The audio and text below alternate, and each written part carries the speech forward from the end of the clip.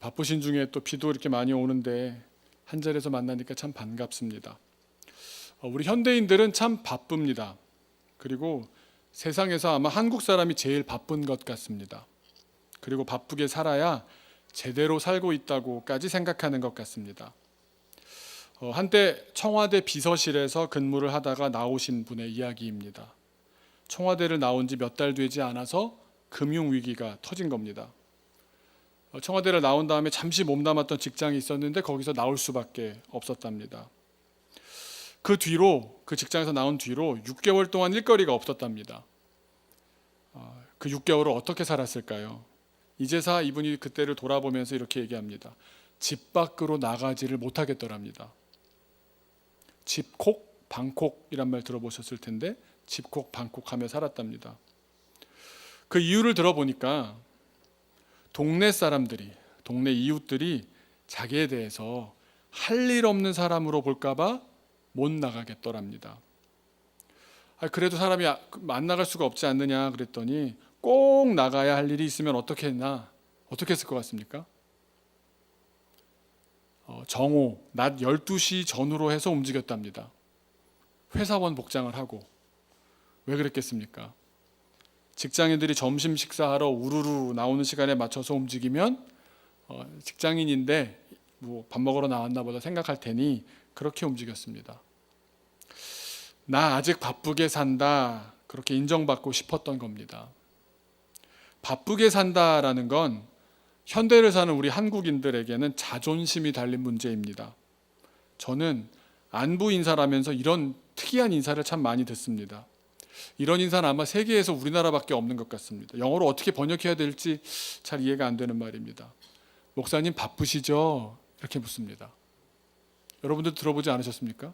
바쁘시죠? 저는 처음에 말을 곧이곧대로 이해해서 내가 얼마나 바쁜지 알고 싶은가 보다 싶어서 안 바쁜데요? 그러면 의아해 하는 겁니다.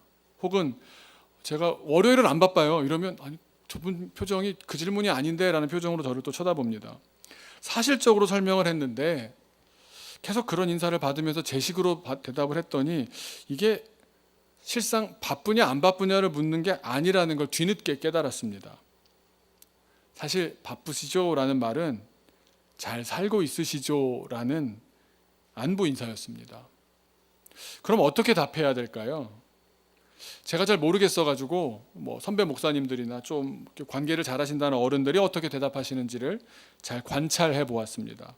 그랬더니 어른들은 바쁘냐 안 바쁘냐에 대해서는 대답하지 않으십니다. 그리고는 그런 건 이제 하수죠. 선생님 바쁘시죠? 이런 인사를 들으면 이렇게 얘기하십니다. 아이고 아닙니다. 선생님이 더 바쁘시죠. 그리고 저야 선생님에 비하면 또는 다 선생님 덕분입니다. 바쁜 일상을 마치 어떤 가치 있는 일인 양 대하는 것 같습니다. 왜 이렇게 대화하는 걸까요? 우리 사회의 통념이 바쁘게 사는 인생이 좋은 인생이다, 잘 사는 인생이다, 그렇게 받아들이기 때문 아니겠습니까? 그렇게 바쁜 일상을 미덕으로 여기며 살아가던 우리들에게 코로나 시대가 도래했습니다. 우리가 어떻게 대응하고 있습니까? 한편으로 우리의 그 해왔던 대로의 삶이 고스란히 드러나는 대목이 있습니다. 우리는 자꾸만 K방역 운운하면서 뭔가 우리가 이 와중에도 바쁘게 재빨리 뭔가를 해냈다는 데 방점을 찍으면서 우리 스스로의 자존심을 스스로 축혀 세웁니다. 그런데 실상 사람들의 마음은 어떨까요? 우울해지고 답답해하면서 정신과 상담, 그것도 찾아가지 못하니까 전화 상담이 어마어마하게 늘었다고 합니다. 한국에서 사람의 마음을 연구하는 심리학자들의 모임이 있을 것 아닙니까? 그분들의 대화 가운데 상담을 하고 뭣도 하고 얘기하는데 한국인들의 정신 건강에 가장 큰 역할을 하는 주역이 누군지 한 목소리로 이견 없이 얘기하는 주제가 있답니다. 뭘까요? 무엇이 여러분의 정신 건강을 지켜주고 있습니까? 교회입니까? 예수 그리스도면 좋겠는데 한국 사회에서 남자들의 정신 건강은 소주가 해결해 주고 여자들의 정신 건강은 수다가 해결해 준답니다. 이견이 없답니다. 맞아. 공부 아무리 해봐도 소용없어. 소주 한 잔 마시고 어디 가서 떠들고 있으면 훨씬 편해져. 그런데 지금은 어떻습니까? 코로나 방역 지침을 따르자니 같이 모여서 술잔을 기울이기도 수다로 회풀을 푸는 일도 눈치 보입니다. 그러다 보니 코로나 기간이 더욱 길어질수록 더 우울해지고 더 정신적으로 힘들어한다고, 그래서 코로나 블루라는 우울한 말까지 생겨났습니다.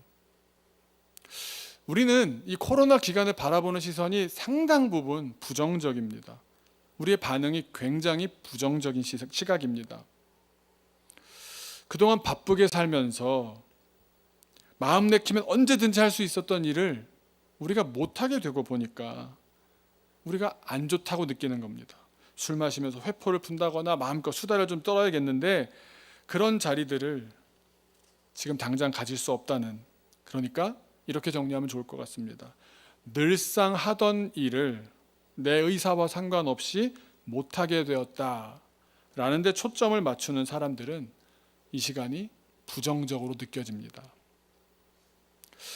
그런데 지금 이 시간, 우리가 보내고 있는 이 시간이 정말 우울하고 답답하기만 한 부정적인 시간일까? 늘상 하고 있지는 않았던 일, 한다고 했지만 하지 않았던 일을 해보는 기회로 삼는다면 의미 있는 변화가 시작될 수도 있지 않을까? 자칫 우리가 지금 이 시간을 아무 변화 없이 그냥 끝나기만 바라면서 흘려보낸다면, 그러다가 예전의 일상으로 돌아가 버리게라도 된다면 다시는 이런 기회를 잡기 어려울지도 모릅니다. 바라건대 설교를 준비하면서 이렇게 기도했습니다. 우리 교인들 모두 이 시간을 새로운 변화의 시간으로 맞이하기를 소망합니다. 그래서 변화의 시작을 함께 맞이하고 싶습니다. 그래서 먼저 우리 자신을 스스로 돌아볼 수 있는 이런 질문을 스스로에게 던지면서 시작할까 합니다. 혹시 여러분 바쁘게 사셨을 때, 지금도 안 바쁜 건 아닙니다. 다 바쁘게 사시죠? 안부를 묻고 한참 바쁘셨을 때, 막 정신없이 밤에 늦게 들어오고 막 그러셨을 때 말버릇, 입버릇으로 했던 이런 말들이 있으셨는지 한번 돌아보시기 바랍니다. 내가 바빠서 그렇지 시간 나면 이런 건 꼭 좀 해야겠어 라고 생각했던 것들이 있으십니까? 바쁘다면서 미뤄두었던 일 하나 둘씩 있지 않으십니까? 내가 잠자기 전에 내가 들어가서 침대맡에서 꼭 책 읽어줘야지, 자전거 타는 거 내가 꼭 가르쳐줘야지, 부모님께 안부 인사 자주 드려야지, 책을 한 주일에 한 권이라도 읽어야지, 하루에 30분이라도 운동해야지, 영어 공부해야지. 그런 말들은 다 쉽게 내뱉었지 않았습니까? 그런데 그렇게 생각했거나 입버릇처럼 해왔던 말이 진심이었다면 아마 지금 그렇게 미뤄왔던 일들을 날마다 실행하고 계셨을 겁니다. 하지만 말만 그랬지 빈말이었다면 여전히 우리는 말로만 하고 있을 겁니다. 미뤄두었던, 그러나 꼭 했어야 했던 일, 여러분들에게는 어떤 일이 있으십니까? 요즘 미국 목사님들 인터뷰를 보는 기회가 많은데 공통적으로 그런 말씀을 하십니다. 미국에서 지금 성경 판매가 급증했답니다. 미국인들에게 미뤄뒀지만 꼭 했어야 됐다고 생각한 일 가운데 성경 읽기가 있었나 봅니다. 그 대화를 들으면서 어떤 목사님은 그래도 이럴 때 성경을 가까이 한다는 게 얼마나 소중합니까? 라고 말씀하시는 분이 있는가 하면 저와 마찬가지로 원래 성경은 사기만 하는 책이야 이렇게 생각하는 분들도 또 있더라고요. 비관적으로 볼 수 있겠지만 사실 한 가지 분명한 것은 지금 우리에게 주어진 이 시간은 바쁘다며 지나쳐버렸던 소중한 가치들을 되찾을 수 있는 질적으로 귀한 시간으로 승화되어야 한다는 겁니다. 부부관계, 질적으로 깊어져야 될 시간입니다. 부모와 자녀 관계, 해왔던 대로 관습적으로 또 하는 시간이 아니라 더 깊어지는, 질적으로 깊어지는 시간이 될 수 있습니다. 그리고 결과적으로 하나님과도 더 깊어지는 시간이 되시길 기도합니다. 이런 밀접 기간마저도 깊어지는 시간이 되지 못한다면 다시 또 이런 기회를 찾아보기 어려울지 모릅니다. 저 개인적으로는 연초에 살을 빼기로 마음을 먹었습니다. 항상 실패했던 지점은 약속들이었습니다. 약속에 가서 얼마짜린다라고 내놓은 음식을 안 먹을 수 없지 않습니까? 그럼 먹으면 맛있지 않습니까? 멈추기 어렵지 않습니까? 그럼 먹으면 행복하죠? 더 즐겁죠? 그러면 행복한 채로 집에 들어가 잘 잡니다. 그게 반복이 되면 관리할 수가 없거든요. 근데 지금은 보자는 사람이 별로 없습니다. 언젠가 꼭 봐 이렇게 약속하고 안 합니다. 저 혼자 있을 수 있는 시간, 그리고 내밀한 아주 밀접한 관계로 코로나 걸릴 거면 같이 걸릴 수밖에 없는 가족 정도 말고는 우리가 밀접하게 만난 사람은 극히 적지 않습니까? 다들 서로 양해해 줄 수 있는 시간인 겁니다. 가족하고 있겠다, 내밀한 사람, 밀접한 사람하고만 있겠다라는 것이 양해되고 있는 독특한 시간입니다. 그런데 이 시간에 어떻게 보내야 되겠습니까? 어떻게 해야 관계가 깊어지겠습니까? 가만히 같이 있기만 하면 관계가 좋아집니까? 관계가 원래부터 좋은 관계였다면 시간이 없어서 안타까웠을 뿐이지 얼마나 함께 있고 싶었는지 몰라 이런 사람들은 이번 기회에 같이 있는 시간이 길어지니까 관계도 더 깊어지고 좋아집니다. 하지만 관계가 원래 좋지 않은 사이였다면, 마음에 뭐 하나씩 품고 있었던 사이라면 오랜 시간 한 자리에 같이 있는다? 고통입니다. 지옥입니다. 그래서 코로나 기간에 가정폭력이 훨씬 더 많아졌답니다. 어떻게 보자면 우리는 그간 관계의 깊이를 비교적 덜 생각하며 살아오진 않았나요? 바쁘다는 핑계가 먹혔기 때문 아닙니까? 자녀들은 학교 갔다 오겠다고, 학원 갔다 오겠다고, 아빠는 회사 일이 바쁘고 회사 끝나고 또 모임이, 이게 사회생활이 굉장히 중요한 거라고, 또 무슨 뭐 장례나 여러 뭐 그런 일들을 돌보느라고, 또 엄마는 또 여러 돌보는 일들이 얼마나 많습니까? 그런 걸로 바쁘다는 핑계로 서로 양해가 되니까 서로 직면하지 않고 적당한 거리를 유지하면서 근근히 지내는 그런 덜 깊은 관계로 살아오진 않았습니까? 그런데 바쁘지 않은, 남의 장례식에 가지 않아도 되는, 바쁠 수 없는 시간이 찾아왔습니다. 저희 때 학교 안 간다는 것은 중죄인 아니었습니까? 학교를 안 갑니다. 재택근무라는 것을 일상화하게 되었습니다. 회식, 동창회, 셀모임 없습니다. 지금은 진짜 가까운 사람들, 일생 가깝게 살아야 되는, 밀접해서 사는 그 사람과 더 깊어질 때입니다. 지금까지 우리는 관계를 깊이 맺어가는 것을 두려워했는지 모릅니다. 회피해 왔는지 모릅니다. 수직적이고 가부장적인 관습 때문에 저 사람은 저렇지 뭐라고 하면서 어느 정도 거리를 두고는 상대적으로 수평적으로 눈높이를 맞춘다거나 서로의 이야기에 귀를 기울인다거나 아주 평행적인 대화를 한다거나 하는 깊은 관계를, 주고받음이 아주 균형이 잘 맞는 그런 인격적인 깊은 관계를 누리는 시간은 적지 않았습니까? 지금은 그런 거 할 시간입니다. 이젠 도전하고 직면하면서 인격적이고 깊은 관계로 들어가야 하는 때입니다. 그래서 오늘의 설교는 지금까지가 서론이지만 더 깊어지는 시간으로 살기 위한 두 가지 이야기가 되겠습니다. 가족끼리 있으니까 두려우십니까? 부부가 오랜 시간 함께 있어야 된다는 사실이 두려워서 TV를 트시거나 어딜 잠깐 다녀오시거나 옥상에 올라가시거나 밖에 잠깐 나갔다 오시거나 하십니까? 부부관계는 물론, 가족관계도 물론, 하나님과의 관계까지도 마찬가지입니다. 더 깊은 관계로 들어가는 첫 걸음은 무엇일까요? 뭐라고 생각하십니까? 듣는 일입니다. 듣는 일. 정성껏 듣는 일입니다.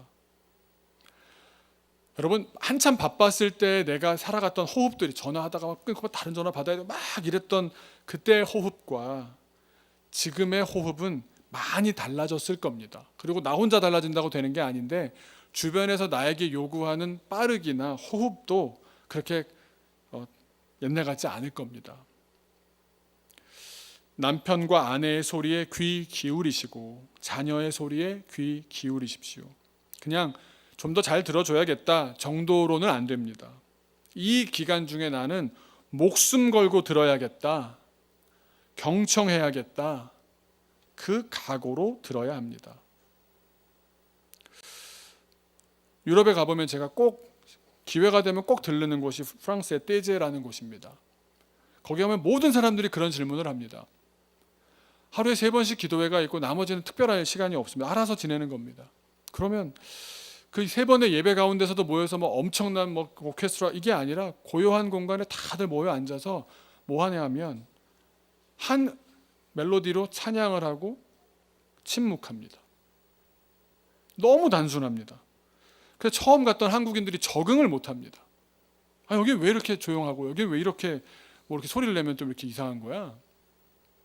그러면 거기 있는 수사님한테 물어봅니다. 여기는 뭐 하는 곳입니까?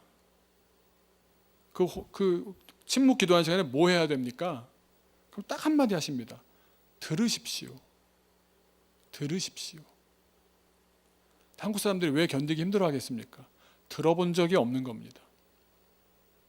내 마음이 움직이는, 내 마음의 생각을 따라서 천천히 따라가는 그런 들어본 적이 없는 겁니다. 우리가 하나님의 목소리를 듣기 위해서는 성경을 읽어야 됩니다. 우리를 향한 말씀을 다 준비해 놓으셨는데 우리가 정말 큰 각오를 가지고 듣지 않으면 이 시간도 또 성경 한번 읽지 못하는 시간으로 지나갈지 모릅니다. 하나님의 음성을 듣고자 하신다. 하나님과의 새로운 관계로 내가 나아가고 싶다. 성경을 펼치셔야 합니다. 이스라엘과 새로운 언약 관계를 시작하신 하나님의 첫 음성은 쉐마 이스라엘이었습니다. 쉐마 이스라엘아 들으라. 들으라. 하나님의 목소리를 듣는 것으로부터 새로운 관계는 시작되고 피상적이었던 관계는 인격적이 되어갑니다. 지금의 도전이 이 기간에 우리가 이런 도전을 해낼 수 있다면 인생을 송두리째 바꿀 수 있다고 저는 믿습니다. 그래서 오늘은 2가지를 나누는데 첫 번째는 혼자서도 성경을 잘 읽어가실 수 있는 요즘 말로 하면 꿀팁을 알려드리려고 하고요. 다른 한 가지는 우리의 우울한 일상을 바꿔놓을 수 있는 도전을 제안하고자 합니다. 꿀팁과 도전입니다. 성경 읽는 게 중요하다는 거 다 모르십니까? 다 아시죠? 하지만 왜 우리가 번번이 실패합니까? 하나님의 음성을 듣는 일 소중한 것도 알겠고 성경 읽는 거 소중한 것도 알겠는데 왜 나는 보다가 창세기가 넘어가면 이렇게 힘들어지느냐? 레위기 가면 다 막히시고요. 성문종합도 명사 박사가 많은 것처럼 왜 그럴까요? 첫 번째 이유는 성경이 방대하기 때문입니다. 세상에 처음부터 나오지 않습니까? 성경이 세상을 창조하신 이야기로부터 시작해서 유구한 이스라엘의 역사를 거쳐 신약으로 넘어와서는 예수님의 이야기와 바울 목사님의 초대교회 이런 이야기들까지 수천 년 장구한 세월을 담고 있다 보니 거명되는 등장인물만도 수천 명에 달합니다. 방대하기만 합니까? 다양합니다. 곳곳에 아니 그렇게 이야기식으로 풀어지는 것 같더니만 갑자기 계명, 율법이라고 하는 현대식으로 말한다면 법률 조문들이 딱딱한 법률 조문들이 정리되어서 나오기도 합니다. 반면에 전혀 다른 스타일의 글이랄 수 있는 시와 같은 문학작품 수십 편, 수백 편씩이 묶여서 나오기도 합니다. 너무 방대하고 너무 다양해서 성경을 읽다가 그 변화무쌍함에 그 거대함에 묻혀가지고 오랫동안 꾸준히 읽는데 실패하기 쉽습니다. 저의 성경 읽기 방법은 이겁니다. 성경을 한 가지 주제를 가지고 읽어봅니다. 주제가 머리에 있으면 이 성경은 어떤 이야기구나라는 걸 머릿속에 넣고 있으면 지금 이야기는 이거랑 어떻게 맞는 거지 보게 됩니다. 세상 EBS식으로 말씀드린다면 저자의 의도를 파악하면서 읽어야 합니다. 하나님의 의도가 무엇인가. 깊은 관계로 들어가기 위해서 성경 읽기를 오늘 조금 해보려고 하는데 사실 제가 말씀드렸던 성경의 그 모든 사건들, 인물들, 법률들, 문학 작품들은 크게 보면 딱 2가지 주제로 나누어집니다. 두 가지 주제. 하나가 뭘까요? 창조고요. 다른 하나가 구원입니다. 그러니까 성경은 어딜 보든지 창조 이야기거나 구원 이야기입니다. 이 두 주제를 머리에 놓고 읽어야 성경이 읽힙니다. 그래서 학문적으로 성경을 연구하는 신학의 학문적인 주제도 딱 두 가지입니다. 창조 신학과 구원 신학입니다. 창조 신학에 의하면 인간은 하나님께서 하신 창조의 최정점, 하이라이트입니다. 모든 창조를 완성하신 뒤에 마지막에 인간을 창조하셨습니다. 인간은 이 땅의 모든 피조물들을 다스릴 수 있도록 하나님께서 놀라운 능력과 권한을 부어주셨던 선하고 아름다운 존재입니다. 그래서 창조 신학에서는 인간에 대한 시각이 굉장히 긍정적이고 신뢰할 만하다. 다스려라. 다 너희가 한번 해봐라. 그렇게 이야기합니다. 그런데 구원 신학은 인간관부터가 다릅니다. 인간을 어떻게 보느냐? 한마디로 인간은 죄인이다라는 관점입니다. 인간은 타락했다는 겁니다. 자기 자신의 힘으로 구원받을 가능성 전무합니다. 인간을 보는 관점이 완전 긍정과 부정으로 달라집니다. 창조 신학의 핵심적인 구절을 들자면 심는 대로 거둔다라는 말씀입니다. 이게 창조 세계를 지탱하는 가장 큰 원리입니다. 능력껏 있는 힘껏 시간을 들이고 노력을 기울이면 그렇게 수고한 만큼 거둘 것이다. 열매를 맛볼 것이다. 창조 세계를 지탱하는 가장 큰 원리입니다. 그렇기 때문에 이 창조 신학에서 가장 큰 죄는 뭘까요? 성경에 보면 어디는 뭐가 죄라고 그러고 어디는 뭐가 좀 다른 것 같다고 느껴져서 헷갈려 성경을 끝까지 못 읽기도 하거든요. 이 창조 신학에서 열심히 해야 되는 이 창조 신학에서 가장 큰 죄는 뭐냐? 게으름입니다. 게으름. 그러나 구원 신학의 입장에서 보면 인간이 열심히 하든 열심히 하지 않든 인간의 노력은 아무런 가치가 없습니다. 오직 은혜, 절대적인 은혜요, 공짜로 주어지는 은혜, 그 은혜가 없다면 구원은 불가능합니다. 그러니 우리는 나 자신이 죄인이고 오직 은혜가 아니면 구제불능이라는 사실을 받아들여야만 합니다. 구원 신학에서 가장 큰 죄는 뭘까요? 은혜를 다 받았는데도 우리는 뭐 하나만 하면 되는데 가장 큰 죄가 뭘까요? 믿지 않는 겁니다. 불신앙입니다. 사실 우리 신앙인들은 지금 말씀드린 은혜 쪽에 대한 이야기가 훨씬 더 이렇게 가깝게 느껴집니다. 세상 사람들은 그런 얘기하면 앞뒤가 안 맞는다고 생각합니다. 우리는 구원 신학의 입장에서 신앙을 바라보는 겁니다. 거저받은 은혜를 강조하기 때문에 우리가 오늘 불렀던 찬양도 그렇지만 즐겨 부르는 찬양을 보시면 뭡니까? 나는 아무것도 아니다. 내 공로는 하찮다. 나는 무가치하다. 그런 걸 막 강조합니다. 다른 한편으로 상대적으로 하나님의 은혜에 대해서는 무한하시다, 영원하시다 강조합니다. 잘못된 표현이 아닙니다. 잘못된 접근도 아닙니다. 그 맞는 말씀입니다. 문제는 우리가 은혜를 강조하다 보면 어떤 일이 벌어지느냐? 게으름이 파고 들어와서 게으름이 일상화됩니다. 노력하지도 않으면서 은혜만 바라게 되는 결과를 초래합니다. 요즘 교인들이 많이 세상에서 욕먹는 게 그것 아닙니까? 난 아무것도 열심히 안 하고 받는 데만 익숙한 겁니다. 호의로 했더니 권리인 줄 안다고. 그런 식의 삶을 사니까 세상에서 손가락질 당할 수밖에 없는 겁니다.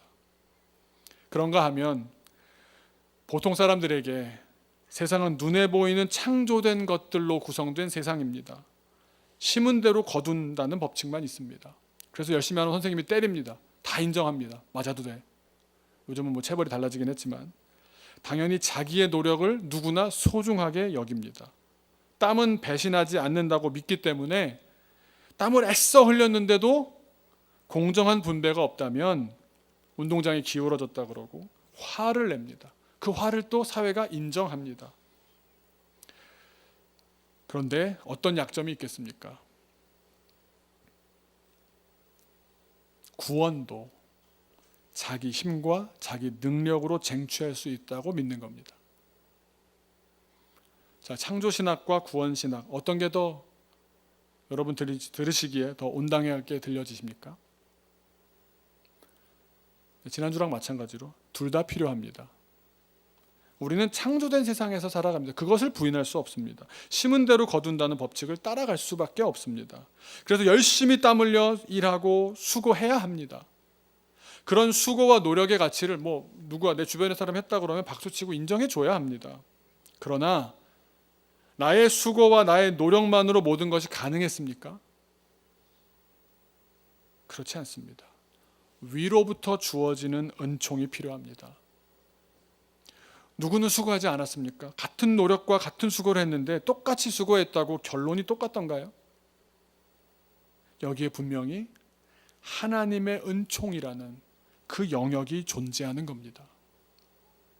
그래서 인간의 수고와 하나님의 은혜, 이 두 가지가 균형을 잘 이룰 때 건전한 신학이 되고 건강한 신앙인이 되는 겁니다. 신학에서는 이것을 가리켜서 협력이라고, 경쟁이라고 우리가 번역하기도 하지만 concurrence라고 합니다. 창조와 구원의 협력입니다.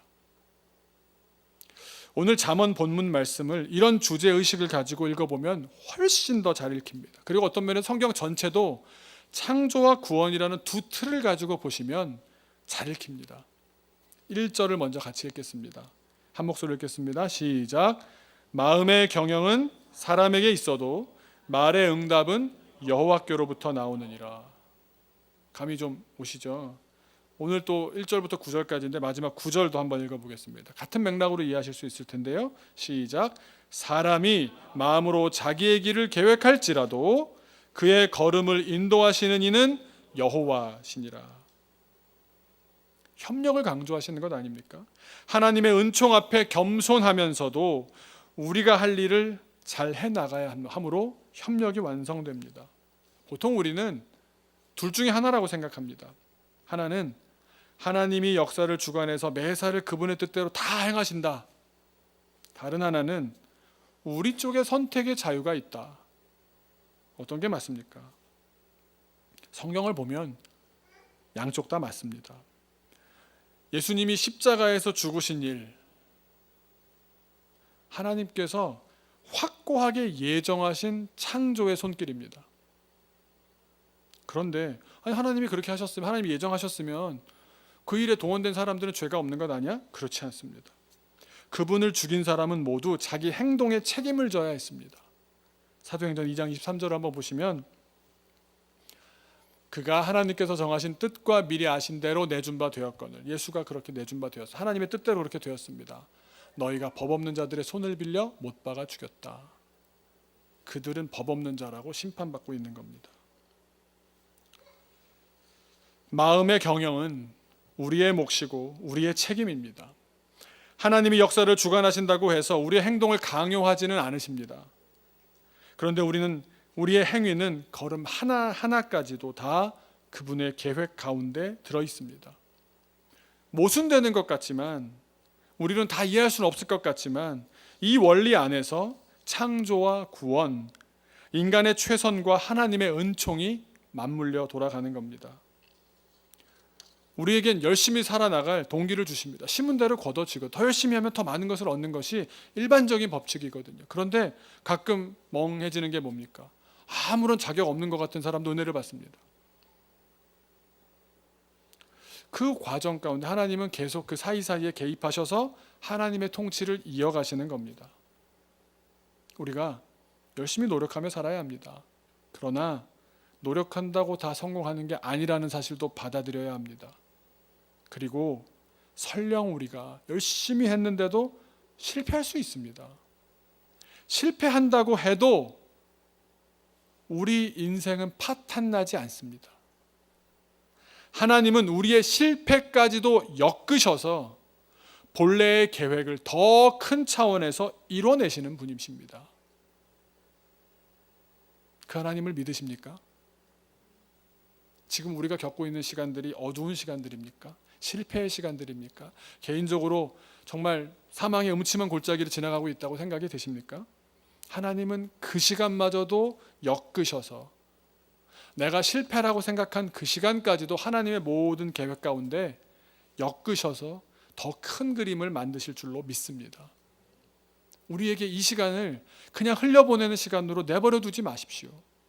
가족 간에 더 돈독해지시고요, 자녀와 더 돈독해지시고요, 하나님과 더 깊어지시고요. 그러기 위해서 성경을 펼치고 창조와 구원이라는 섭리 가운데 한번 성경을 읽어보십시오. 하나님과 내가 그 기간에 그래도 성경 한번 읽었다, 내가 복음서를 깊이 읽었다, 그때 예수님의 생 처음으로 내가 내 눈으로 한번 읽어봤다. 하나님의 창조의 섭리와 우리 인간의 자유가, 은혜와 자유가, 구원과 창조가 이렇게 무슨 대하 드라마처럼 읽혀지는데, 그때 내가 처음으로 내가 조용히 성경을 읽으면 은혜가 있다는 걸 처음 알았다. 그런 시간으로 기억된다면 얼마나 아름답겠습니까?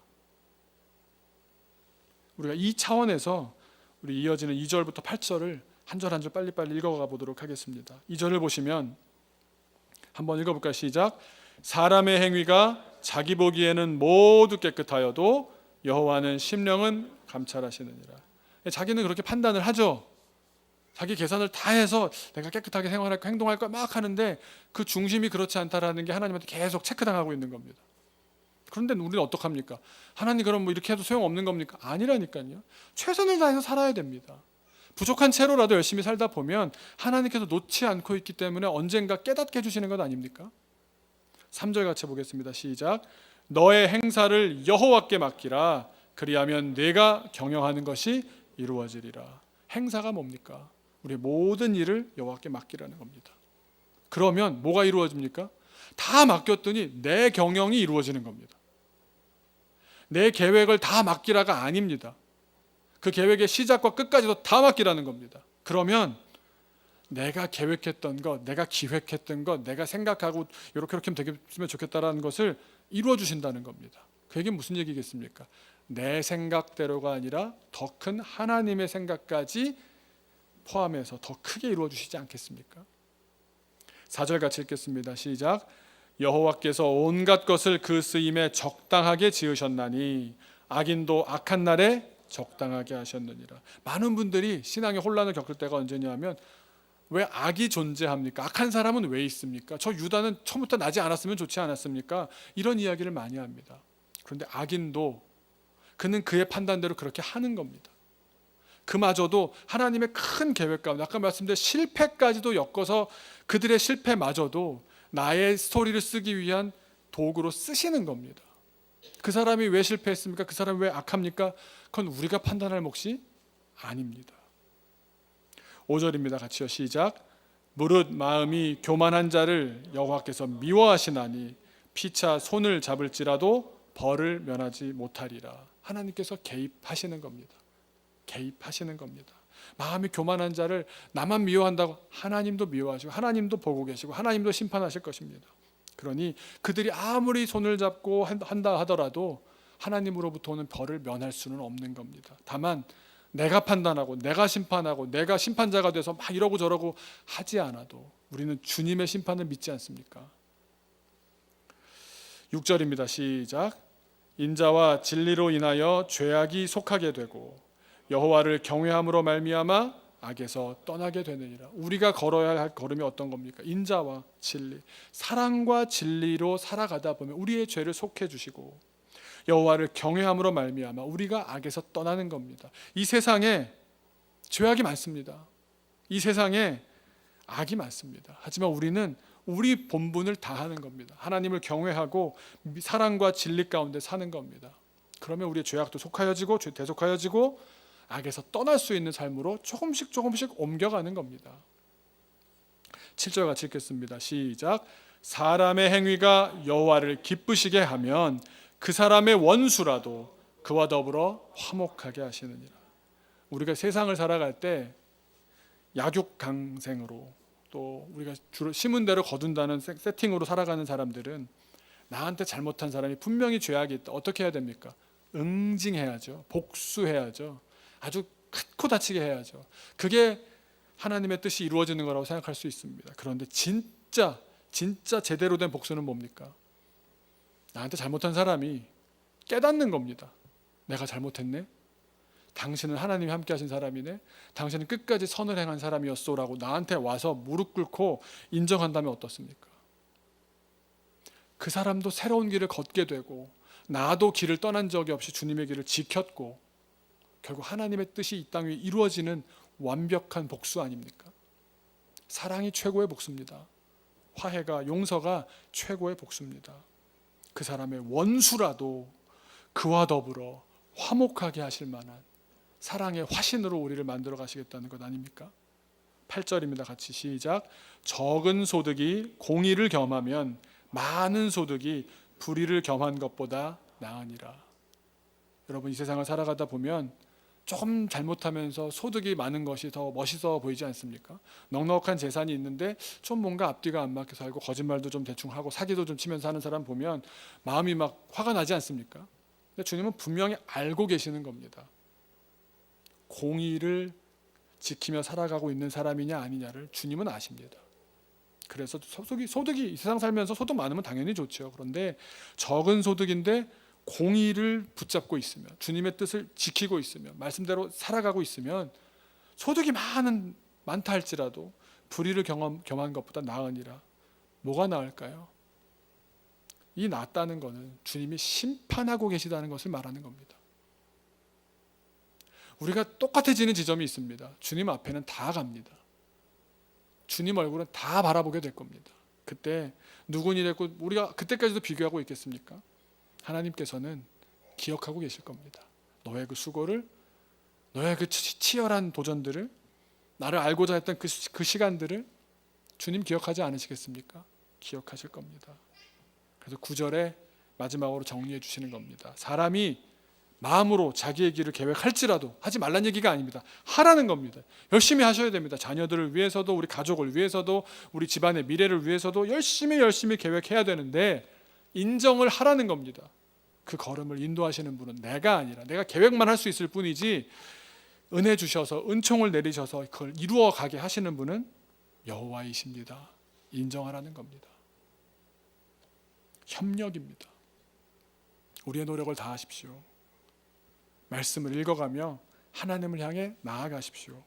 그리고 하나님께서는 하나님의 계획과 뜻에 따라 우리에게 하나님이 생각하시는 가장 좋은 시간에 주님의 은총을 내려주실 것입니다.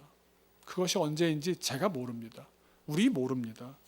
우리 하나님은 이른 비와 늦은 비로 가장 좋은 때, 가장 좋은 것을 주시는 선하신 주님인 줄로 믿습니다. 이런 차원으로 한번 성경을 읽어보셨으면 좋겠다라고 생각이 들고요. 이 협력이라는 차원에서 하나님의 은총과 우리의 수고와 노력을 깊이 묵상하는 가운데 우리 교우들과 함께 도전해야겠다는 생각을 주셨습니다. 우리가 날마다 라인이라는 SNS 앱을 통해서 날마다 말씀을 올리고 있지 않습니까? 갈수록 대답하시는 분이 줄어들고 있습니다. 아멘으로 화답하시는 분들도 계시고, 보시고 지나치시는 분도 계신 것 같고, 띄엄띄엄 보시는 분도 계시고, 그렇게 자유롭게 형편 따라 하는 거니까요, 해왔는데 조금 부담을 드려야겠다는 생각이 들었습니다. 이 시간을 우리가 다르게 해석하고 다르게 도전해야겠다는 생각이 들었습니다.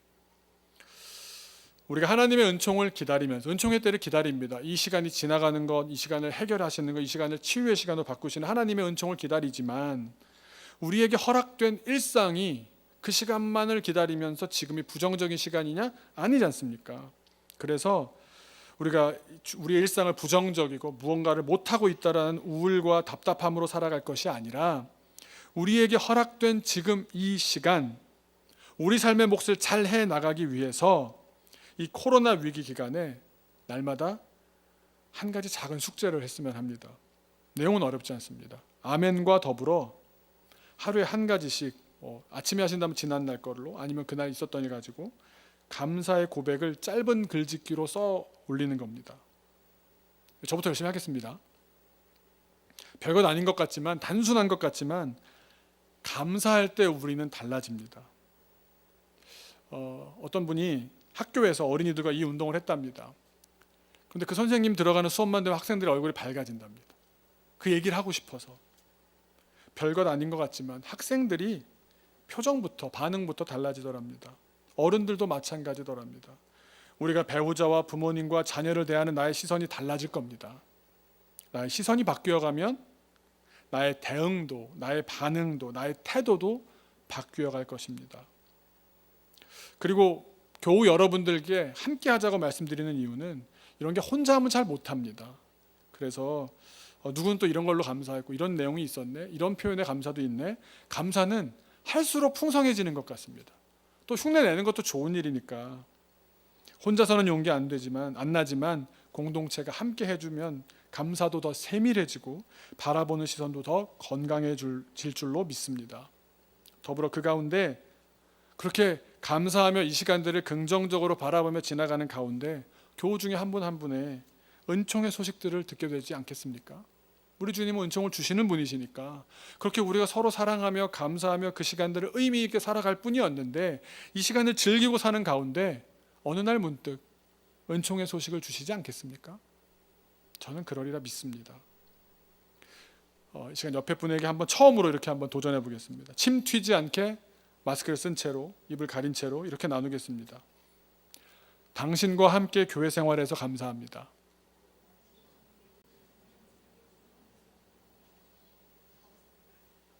우리 시간 잠깐 기도하겠습니다. 오늘 꼭 약속을 스스로 했으면 좋겠습니다. 첫째는 하나님의 음성에 귀 기울이자. 이 시간 동안 하나님의 음성에 귀 기울이자. 성경 말씀을 펴자. 그리고 잘 모르겠으면 제일 쉬운 게 잠언입니다. 잠언 말씀을 하나님의 창조 이야기, 그리고 신문대로 거두려 했던 이야기, 또 한편으로는 구원의 이야기, 은혜 주시는 이야기로 성경을 열심히 읽자. 이 한 주간 내가 이렇게 꼭 읽으리라, 하루에 한 장이라도 잠언 읽으리라 하지 마시기 바랍니다. 또 한 가지는 하루마다 나의 일상 속에서 감사를 고백하며 살자. 한 가지라도. 전체 창에 다 올리는 겁니다. 이상한 거 올렸다고 창피하고 이러시는 게 없습니다. 하나님, 이 기간들을 의미 있는 하나님과 관계가 깊어지는 시간으로 살아가게 하여 주옵소서. 내가 하나님으로 말미암아 이 우울하고 답답한 시대를 의미 있고 건강하고 밝게 살아가게 하옵소서. 잠깐 같이 다짐하며 기도하겠습니다. 아버지 하나님, 당신을 사랑하고 있습니다. 하지만 주님에게는 주님 함께 하신 시간들이 있습니다. 주님 함께 하시는 게 너무나 분명한데도 우리 마음이 이렇게 다쳐지고 쉬운 일을 주께 찾아가고 마음이 다스려지지가 않을 때가 참 많습니다. 하지만 주님이 이렇게 해주셔서 이 시간은 주님과 더 깊어지는 시간을 주고 있습니다. 밀접하게 붙어있는 우리 가족 사이, 자녀 사이가 더 깊어지는 시간이 되기를 소망합니다. 아버지 하나님, 이 시간 가운데 우리가 주님의 음성을 들으며 주님과 더 깊은 관계로 나아가기를 소망합니다. 우리가 성경을 펼치게 하시고 하루에 한 장이라도 마음을 읽게 하시고 잘 모른다 할지라도 이제 주님 헷갈리고 조금 앞이 안 맞는 것 같았지만 이제 보니 창조의 신학이 있었고 구원의 신학이 있었음을 주님께서 이렇게 심은 대로 거두시는 분명한 역사가 있는가 하면 동시에 은혜 주시고 구원 주시고 아무런 대가도 바라지 않으시고 주시는 분이심을 주 하나님을 우리가 한 분의 인격 안에서 만날 수 있는 성경 읽기가 우리 삶 가운데 이렇게 하여 주옵소서. 더불어 주님, 우리가 이제 하루에 한 가지 감사하며 살기를 소망합니다. 우리가 감사할 일이 너무나 많은데도 감사하지 못할 일을 굳이 찾아내느라 서로에게 부정적이고 불평하고 그렇게 나쁜 언사로 서로 상처 주진 않았습니다.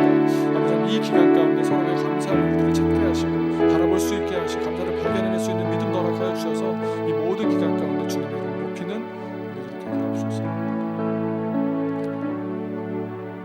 하나님, 이 기간이 주님과 더욱 밀접해지는 시간 되기를 소망합니다. 우리 일생을 함께 살아갈 가족들, 나의 아내, 나의 남편, 나의 부모님, 나의 자녀와 더 질적으로 깊어지고 질적으로 건강해지는 멋진 관계로 더 나아가는 시간 되기를 소망합니다. 더불어 주님과 가장 깊어지기를 소망합니다. 주님의 말씀을 눈을 열어 듣게 하시고 그 말씀을 가슴으로 느끼게 하시고 그러는 가운데 주님의 마음을 이해해가며 나의 인생의 방향이 새로워지게 하여 주옵소서. 또 하루에 한 가지씩 나의 삶의 일상을 돌아보며 감사하고자 합니다. 주님, 감사하게 하옵소서. 우리의 삶이 너무너무 안 좋은 일이 많은 것 같아 보여도, 불평거리들이 넘쳐나는 것 같아도 그 가운데 주님이 숨겨놓으신 놀라운 감사의 조건들이 얼마나 많은지 모릅니다. 감사의 눈을 뜨게 하시고 그리하여 많은 내게 허락된 일들 가운데 감사와 행복 가운데 주님을 더욱 깊이 묵상하는 우리의 인생이 되게 하여 주옵소서. 감사드리며 예수님 이름으로 기도하옵나이다. 아멘.